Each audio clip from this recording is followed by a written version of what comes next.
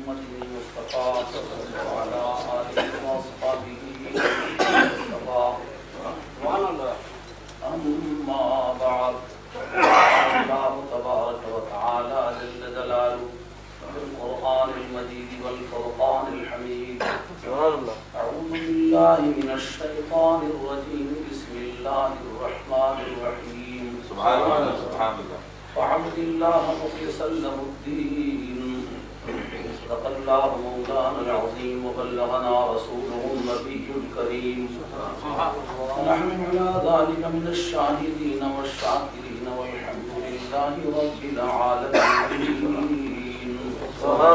قال الله تبارك وتعالى جل جلاله في شان حبيبه مخبرا وآمرا إن الله وملائكته يصلون على النبي يا أيها الذين آمنوا صلوا عليه وسلموا تسليما.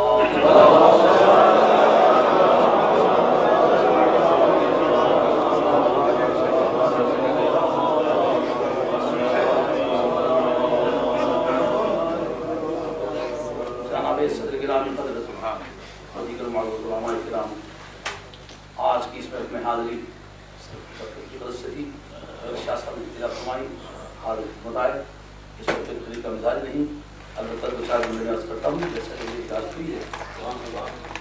گزارش یہ ہے کہ جب ہم آئے تو اخلاص اور شروع ہو رہی درمیان میں فقط اور تکبر کے دو جملے بھی درمیان میں آئے اور کچھ موجودہ اخلاق کی بستیوں اور بلندیوں کے بارے میں ارشادات ہوئے.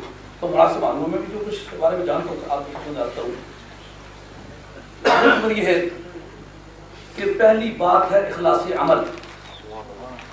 اخلاص عمل میں سرکار تاجدار مدینہ علیہ السلام سے بڑھ کر دنیا میں کوئی نہیں تھا.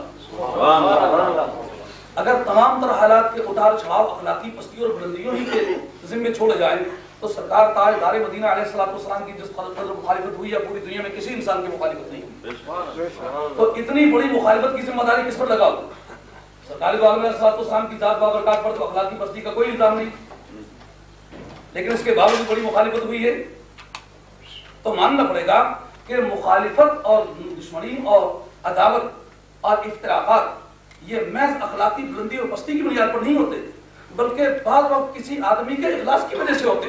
اگر نبی پاک علیہ السلام اپنے اخلاص عمل میں معاذ اللہ ثم عیاذ باللہ کوئی فرد آپ کی شان کے لائق نہ تھا، اگر لاتے تو پھر مخالفت بھی اتنی نہ ہوتی. لیکن سرکار تاجدار مدینہ علیہ السلام کی ذات بابرکات نے اپنے اخلاص عمل کو ہر سیاسی رواداری اور مقامی حالات کے اتار چڑھاؤ سے بلند بالا ہو کر اپنا صحیح معیار جو پیش کیا تو وہاں قریب ترین کے رہنے والے اور خونی اقربا جو تھے وہ دشمن ہو گئے. تو آپ کو ماننا ہوگا کہ کبھی اختلافات کی بنیاد اخلاص کی بنیاد پر ہوتی ہے، وہ اخلاق کی پستی اور بلندی کی بنیاد پر نہیں ہوتی. اور پھر یہ بات بھی بڑی جاننے والی ہے کہ سرکار تاجدار مدینہ علیہ السلام کے مدینہ طیبہ تشریف لانے سے پہلے مفسرین کرام نے لکھا ہے کہ منافقت بالکل نہ تھی، اور وہ لوگ بڑے مخلص تھے جو بعد میں منافق ہوئے. لیکن کیا وجہ تھی؟ اب ان کو اختلاف کیوں ہو گیا تھا؟ اختلاف کی بنیاد یہ نہیں تھی کہ نبی پاک علیہ السلام کے اخلاق میں کوئی فرق تھا، بلکہ بات اصل میں یہ تھی کہ جن دنیا پرستوں کی دنیاوی آمد کا راستہ رکھنا تھا ان لوگوں نے اپنے دنیاوی مفادات پر جب چوٹ دے کی تو انہیں مقابلہ کرنے کی سوچی، مقابلہ نہ کر سکے تو منافقت پر اتر آئے. بنیاد کیا تھی؟ تمام مفسرین نے، محدثین نے، سیرت نگاروں نے لکھا ہے کہ عبداللہ ابن ابی کا سونے کا تاج بننے کے لیے سنارے کے ہاں پڑا ہوا تھا اور نبی پاک علیہ السلام کے درمیان میں آمد ہو گئی. وہ سونے کا تاج پڑے کا پڑا رہ گیا، وہ بنایا جا کر عبداللہ ابن ابی کے سر پر رکھا نہ جا سکا. کیونکہ پہلے ایک کانفرنس ہوئی تھی حضرت نبی کریم علیہ السلام کے تشریف لے جانے سے پہلے، اور یہ طے ہو چکا ہوا تھا کہ یہ آدمی بڑا بزرگ آدمی ہے اور بڑا فاضل آدمی ہے، بڑا لائق آدمی ہے، بڑا کوالیفائڈ آدمی ہے، اور اس آدمی کی مقبولیت کا یہ تقاضا ہے کہ اس وقت اس ملک کی سروری اور ستاری کا تاج اس کے سر پر پہنا دیا جائے.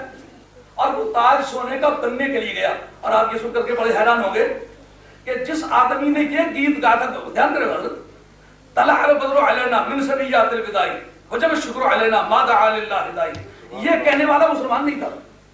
یہ سن کر بڑی حیرت ہوگی. وہ آدمی کیوں گیت گا رہا تھا سرکار کی آمد کے؟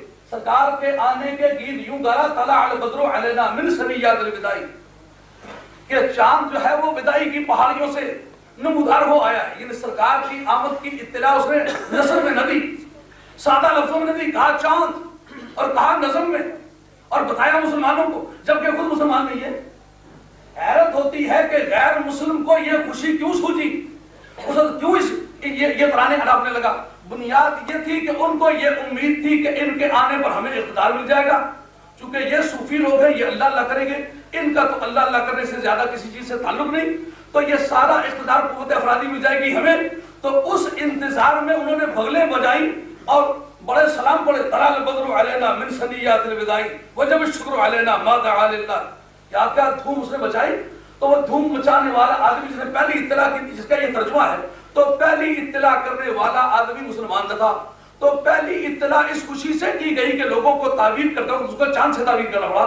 تو اب یہ سمجھنے والی بات ہے جو کل چاند کہہ رہے تھے آج دشمن کیوں بن گئے، جن کے دنیاوی آرزوؤں کو دھکا لگاتا اور مذہب حق کا جھنڈا بلند ہوتے ہوئے دیکھا، ان لوگوں نے فوراً عداوت بر کمر باندھ لی. تو اب اس اختلاف کی بنیاد نبی پاک علیہ الصلوۃ والسلام کے اخلاق کی کمی پر نہیں ہے، اس کی بنیاد نبی پاک علیہ الصلوۃ والسلام کی اصلاحات پر ہے.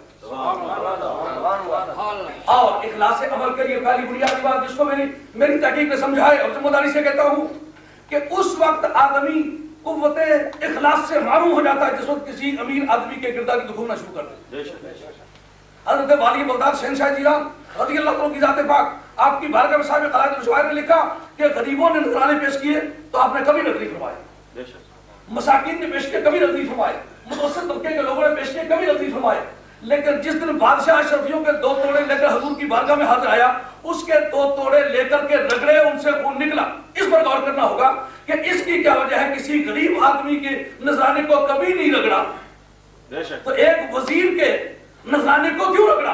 یہ بتانا تھا کہ وزیر کا سایہ یہ لعنت ہے. اس کے کردار کی جب میں طواف کروں گا تو ایک دن قوت حق کو اسے معلوم کر کے جاؤں گا. اور میں یہ جانتا ہوں کہ اس وقت اس کا جو نذرانہ ہے یہ نذرانہ ایک سیاسی رشوت ہے. تو اخلاص کی دعوت حاصل کرنے کے لیے مجھے حکومتوں سے دور رہنا ہوگا، مجھے وزارتوں سے دور رہنا ہوگا، مجھے امیروں سے دور رہنا ہوگا. جب تک میں کسی امیر کے سائے کے نیچے رہوں گا اس وقت تک قوت اخلاص سے معروم رہوں گا. چنانچہ امام ربانی مجد الثانی رحمۃ اللہ تعالیٰ نے جب دیکھا کہ ابو الفضل اور فیضی دونوں ہیں اور بادشاہ کے گردا گرد گھوم رہے ہیں، دیکھا کہ بادشاہ کے دسترخوان پر بیٹھنے والا قوت اخلاص سے معروم ہوا تو جیل کو قبول کر لیا لیکن شاہی دسترخوان کو قبول نہ کیا. نعرہ تکبیر، نعرہ رسالت، نعرہ حیدری، نعرہ غوثیہ، قبلہ مفکر اسلام. اخلاص عمل مان لیا گانے کو ہم سے، اخلاص عمل مان لیا گانے کو ہم سے، شاہ سے عجب گئے وہ نوازند گدارا.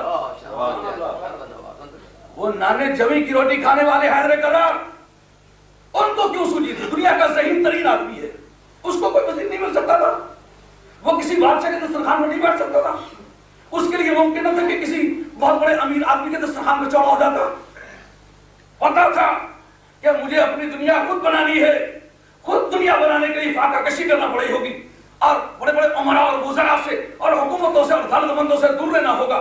چنانچہ مولا مرتضی شیر خدا رضی اللہ تعالیٰ عنہ نانے جوی پر اتنا فخر کرتے ہیں کہ قلندر لاہوری کو یہ سوجی کہ فخر خیبر گیر بانا نے شہید، فخر خیبر گیر بانا نے شہید اور بستائے فطرہ کے سلطان امیر. اگر اخلاص عمل حاصل کرنا چاہتا ہے تو جو کی روٹی کے لیے اپنے آپ کو تیار کر. اگر وزیروں کے دسترخوان پر بیٹھنا شروع کر دے گا تو اخلاص عمل سے معروم ہو جائے گا. اور نانے جوی کیا کر کے انہوں نے بڑے بڑے شہنشاہوں کو، بڑے بڑے کچکراہوں کو خاکے سیاہ پر بٹھایا. یہ تو اخلاص عمل کے لیے ایک روانی کا دستور ہے.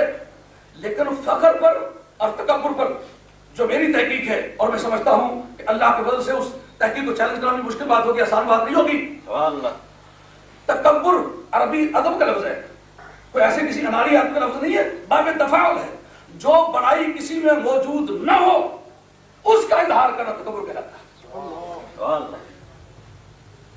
جو بڑائی کسی میں موجود نہ ہو اس بڑائی کا اظہار تکبر ہے. جو بڑائی فی الواقع کسی میں ہو، اگر اٹھنی کہے میں اٹھنی ہوں تو اس میں کیا تکبر ہے؟ روپیہ کہے میں روپیہ ہوں تو اس میں کیا تکبر ہے؟ اگر اس بات کو سمجھنے میں دقت ہو رہی ہے تو میں پوچھتا ہوں بخاری کے متن کے تو موجود ہے کہ نہیں؟ नबी पाक अलैहिस्सलाम खच्चर पर सवार हैं और दोस्त भाग गए हुए हैं, सरकार तनहा मैदान में रह गए हुए हैं। फरमाते अनमनो अनन नबियो ला कज़िब अनमनो अब्दुल मुत्तलिब, खबरदार क्या जानते हो, अनन नबियो ला कज़िब, मैं नबी हूँ, मैं झूठा नहीं हूँ। और अनमनो अब्दुल मुत्तलिब, अपना जाती मनसब भी जिक्र किया, अपना नसब भी जिक्र किया। और जिसका कोई नसब हो उसे याद आया करता है।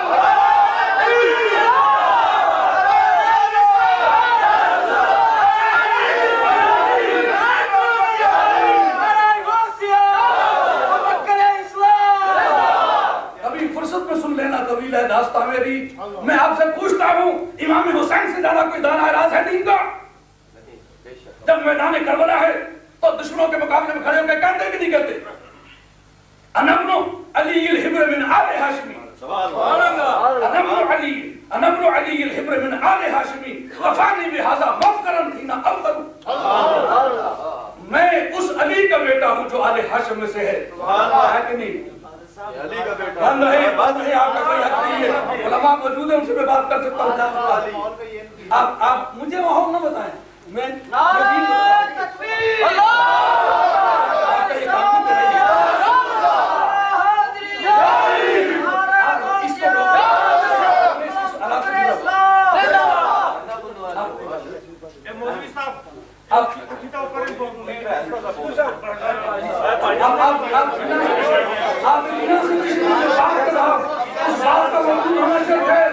ये शोर करने से बात नहीं बनेगी।